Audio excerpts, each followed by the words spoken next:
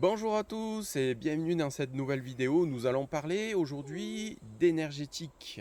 On va voir un petit peu qu'est-ce qui tourne autour de cette énergétique, qu'est-ce qui tourne autour de l'ostéofluidique vis-à-vis de l'énergétique et comment on va pouvoir interagir l'un par rapport à l'autre.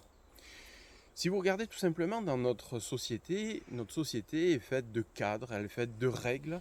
Et je dirais que pour s'imprégner dans cette société, pour s'intégrer dans cette société, il va falloir respecter certaines choses. Et tout ça, cet ensemble, cette globalité, va permettre de me mettre en sécurité, de vous mettre en sécurité, d'interagir en intelligence avec une forme de conscience en tout cas, je dirais, pour pouvoir évoluer dans cette globalité.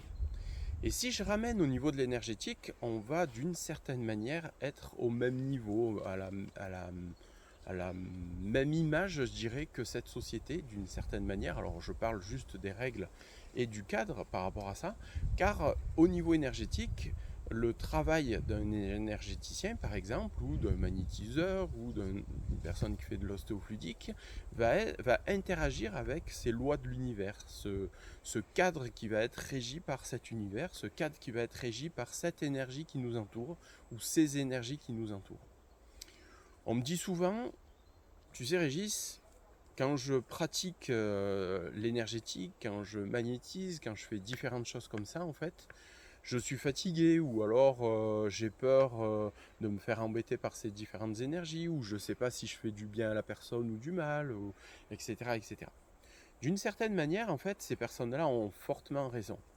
Car au niveau énergétique, c'est pas parce qu'on travaille avec l'énergie en fait qu'on peut ne pas faire mal à la personne. Si on ne respecte pas certaines règles, si on n'est pas d'une certaine manière encadré et du coup respecter une forme de cadre, ou si d'une certaine manière nous-mêmes nous ne mettons pas un cadre en fait, nous pouvons mal interagir avec ces énergies et du coup peut-être et pourquoi pas faire mal à cette personne.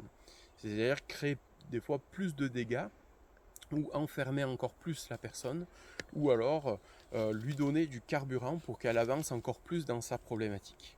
Et notre vision des choses au niveau de l'énergétique, c'est pas du tout ça. On ne voit pas du tout ça comme ça.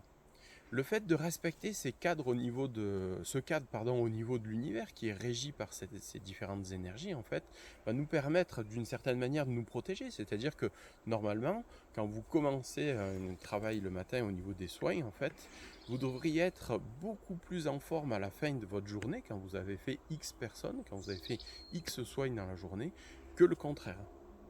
Et j'entends malheureusement souvent le contraire de ce que je suis en train de dire. Il va y avoir plusieurs choses. Il va y avoir ce cadre qui va être émis par l'univers à respecter. Il va y avoir notre propre cadre, notre propre vision de la vie à respecter. D'accord ? Quelle conscience on va vouloir mettre au niveau du soin, au niveau de cette interaction avec la personne. Et il va y avoir aussi la géobiologie. Si je vous invite à aller voir une vidéo que j'ai fait d'ailleurs là-dessus qui va vous expliquer en quelques mots en fait ces différentes interactions au niveau de la géobiologie et de la personne. Si vous respectez, je dirais, tout ça, au niveau de l'énergétique en fait, entre guillemets, c'est gagné. Vous allez voir que vous ne pourrez plus être fatigué, vous pourrez que interagir avec la personne en conscience et dans une bonne vision des choses. Voilà en deux mots ce que je voulais dire au niveau de l'énergétique et je vous souhaite une belle continuation et au plaisir de se rencontrer peut-être un jour.